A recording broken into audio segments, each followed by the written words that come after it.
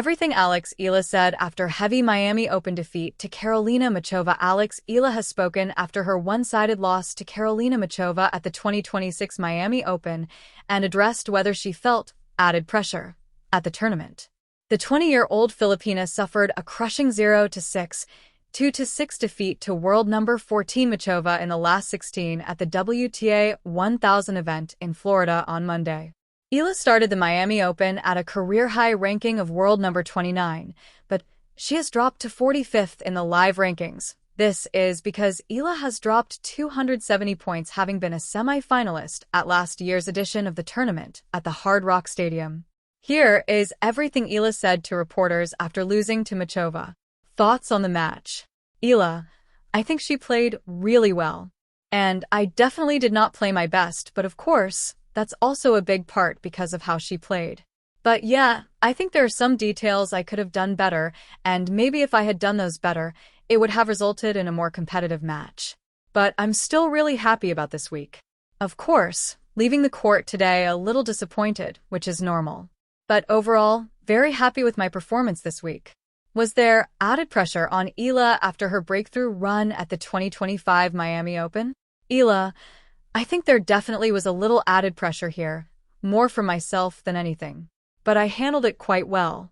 And I wouldn't say it's such a big deal or such a weight, just because I've done a lot of the work before this tournament. So I'm still happy with my progress and the trajectory of my improvement. After this, I'm going to focus on keeping that trajectory. WTA Tour News. Miami Open. Alex Eala told where she needs to dramatically improve by legendary coach Eala. I think for me right now, especially this fresh after the loss, it's important to know that even though I had great wins after a great win, I'm not all that good, and after a bad loss, I'm not all that bad. So I have to look at it very objectively after I've processed the loss better. But yeah, that's one of the takeaways. I wouldn't say that I'm very up and down. I think it's just something that happened today. That's how I see it. I wouldn't say that I'm someone up and down just because of how I prepare, and my mentality during my matches is I give the same effort, the same focus, and I give everything. And today, it just didn't turn out as well as the other days. Eala, I don't think she's underrated. I personally think she's a great player. She's very well decorated. Very nice person. She's very down to earth. Yeah, she showed me what a great player she was today as well. So yeah, I think she deserves her flowers. Is winning a Grand Slam or winning the Sunshine Double, Indian Wells and Miami back-to-back, more difficult? Eala, that's a very good question. I have done neither of those things. Laughs.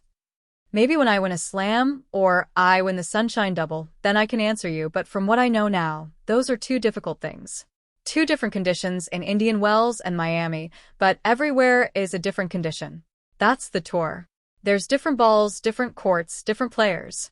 Every single match is different conditions because it's never going to be the exact same thing.